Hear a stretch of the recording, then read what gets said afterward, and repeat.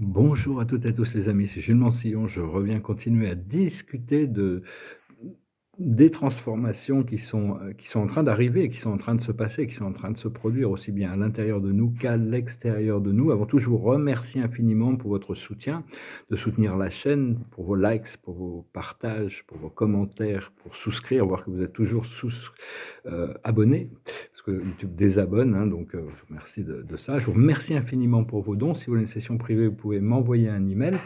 Je vais discuter de quelques idées. La première, c'est qu'on est en train de lâcher prise du brouillard de la troisième et la quatrième dimension pour rentrer dans le champ unifié.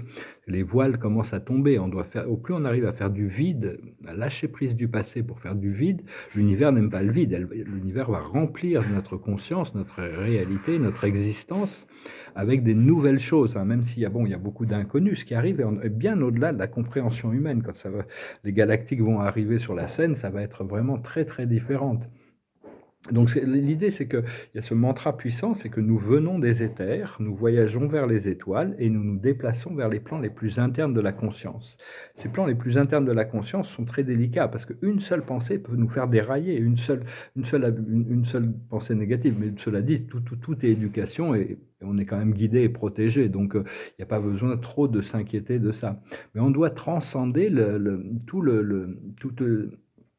toute la conscience du passé, toutes les idées du passé, tout ce qui peut appartenir au passé doit être intégré pour pouvoir justement passer à quelque chose de nouveau, hein. Il y a les voiles continuent de tomber, la conscience continue à devenir de plus en plus éclairée. Et il y a un flash solaire qui se prépare. Quand ça va arriver, de nombreux voiles vont tomber et beaucoup de gens seront complètement stupéfaits de ce qu'ils vont voir. Comprendre que le cœur est le seul vrai guide, hein. Il n'y a pas d'autre guide. On doit y retourner régulièrement et se rappeler: je suis qui je suis, je suis.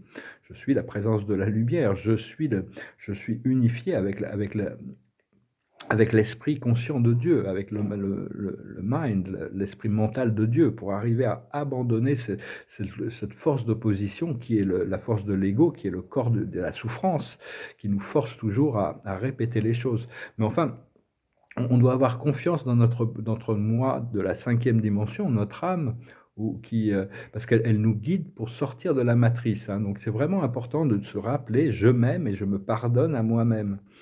Même pas besoin de considérer quelqu'un d'autre, hein. On fait tous des choses qui nous ralentissent dans notre procédé d'évolution.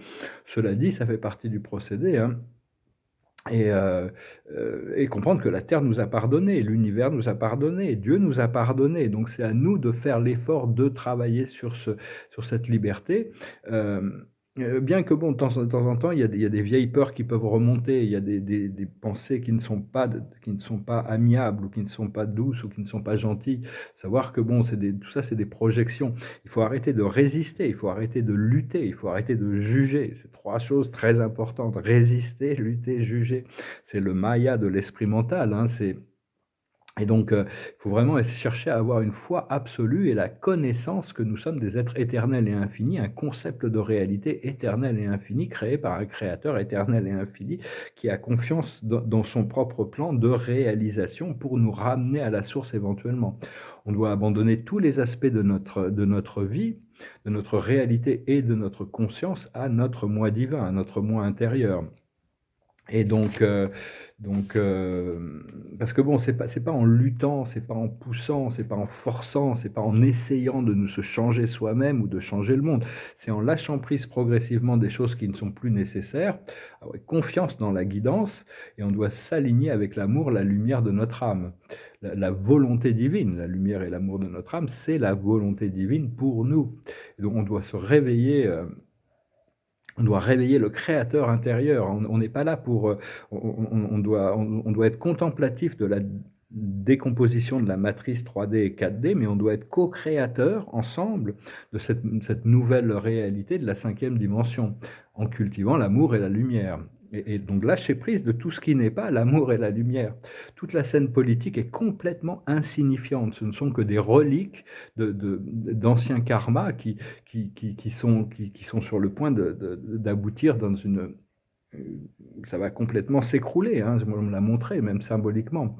Il y a le QFS, le Quantum Financial System et le NESARA GESARA qui sont vraiment très prêts à être activés. Après ça, c'est une méritocratie dans l'univers. Tout le monde mérite l'amour inconditionnel et total de Dieu et le reçoit constamment, bien qu'on ne soit pas, tout le monde n'en est pas conscient. Par contre, dans l'univers, il y a une certaine méritocratie. On vit dans un univers magnétique, donc il faut produire quand même des efforts pour les recevoir. Après ça, les ressources qui vont être attribuées seront relatives à la nécessité par rapport à nos projets et par rapport à nos besoins aussi. Mais enfin, on a tendance à s'accrocher quand même à des vieux cycles à cause de mémoire cellulaire et des rythmes qui sont encore... mais enfin, on nous donne le temps de changer, on nous donne assez de temps pour changer, grandir et évoluer, apprendre, grandir et évoluer. Et une bonne question quand on se lève le matin, c'est comment puis-je servir aujourd'hui? Qu'est-ce qui est important à notre moi supérieur? Et donc, continuer à envoyer cette énergie, cet amour, cette lumière dans tous les aspects où il y en a besoin. Que ça soit sur la terre, que ça soit dans des situations précises, que ça soit vis-à-vis des gens, que ça soit de l'amour, que ça soit de la lumière, que ça soit de l'argent, que ça soit... Peu importe l'énergie qui est nécessaire, si on sent qu'on a besoin d'aider, on va pouvoir être plus conscient de la gestion de toutes les énergies, hein. Et on peut aussi demander à ce que des anges nous assistent, que les anges assistent une situation, que les anges assistent une personne. Ça aide, ça ouvre des portes. Et donc... parce que le temps, il est précieux, hein, et on n'a plus de temps à perdre, hein. Maintenant, ça y est, le temps c'est compressé. Et donc, rappelez-vous, je suis un avec l'esprit mental de Dieu, hein, pour arriver à vraiment ne plus avoir que ça qui nous guide vers quelque chose de beaucoup plus agréable. Et parce que tout ce que l'on fait pour servir la lumière, pour servir la planète, pour servir l'humanité, pour servir l'évolution, euh, on sera récompensé de tout ça, que ce soit sur Terre ou après, hein. Mais bon, tout est enregistré. Dieu sait toutes les choses. Et donc, c'est important de partager sa sagesse, de partager son amour, de partager sa lumière. Et le plus possible, hein, parce que bon, c'est vraiment les ressources, on est vraiment très utile actuellement. Ce monde, il est un peu perdu dans une illusion, un brouillard de confusion dans la 3D, 4D. Donc on doit revenir à cette unité, hein. Personnellement, j'ai l'impression de sortir de 5 ans d'un cycle karmique de 5 ans. C'est comme s'il y avait 5 ans de prison, 5 ans d'exil. Et donc là, l'esprit m'a dit, c'est la fin des galères, là, ça y est, le cycle est terminé. Donc voilà, on va se réjouir de tout ça. En attendant, je vous remercie infiniment, hein, pour tout, pour votre soutien à travers ces années.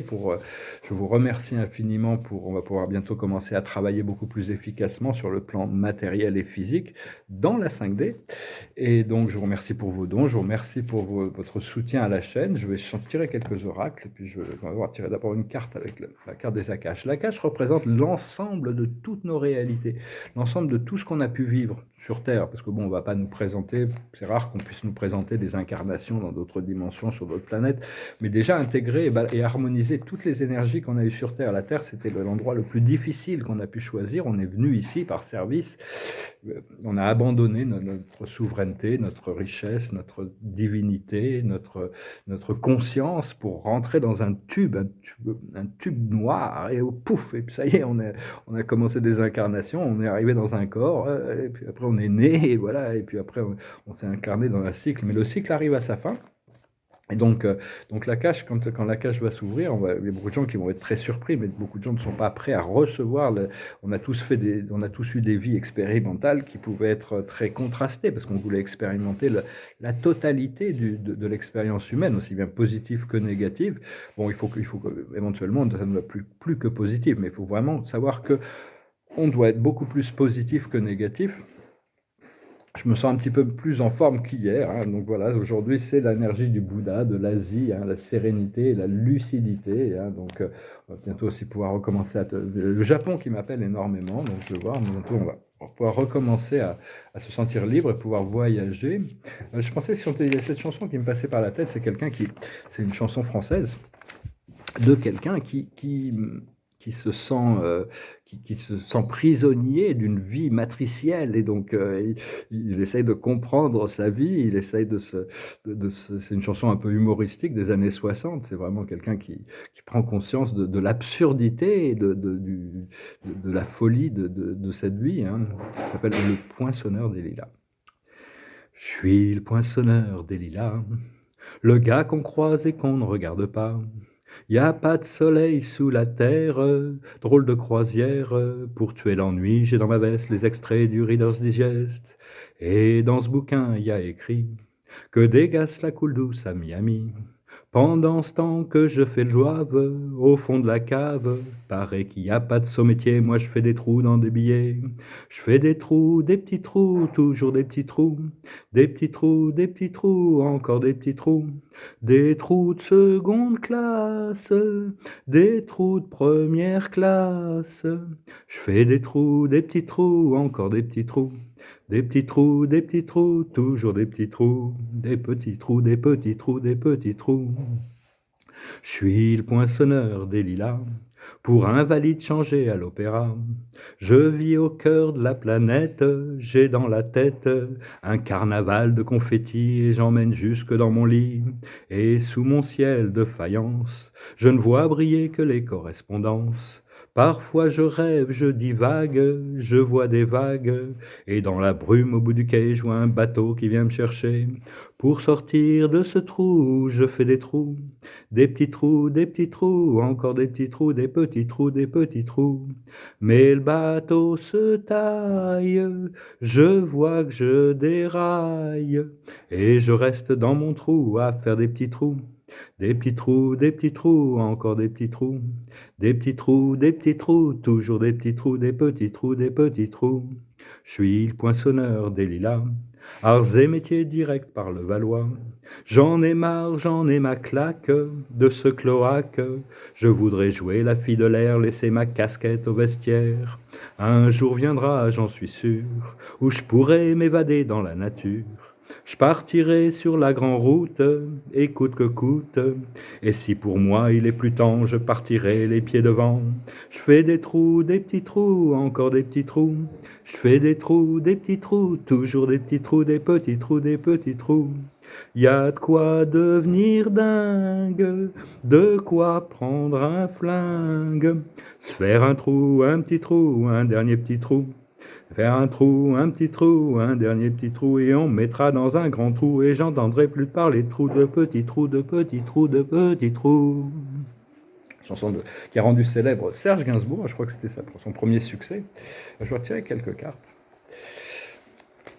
Je vois pourquoi cette chanson me passait par la tête, elle est assez marrante. La carte de l'observateur de la journée, c'est le yang. Hein. On doit s'aligner avec savoir quelle est la volonté. La volonté, la plus haute volonté divine, c'est rester aligné avec sa présence je suis pour recevoir l'information et être guidé vers la prochaine étape.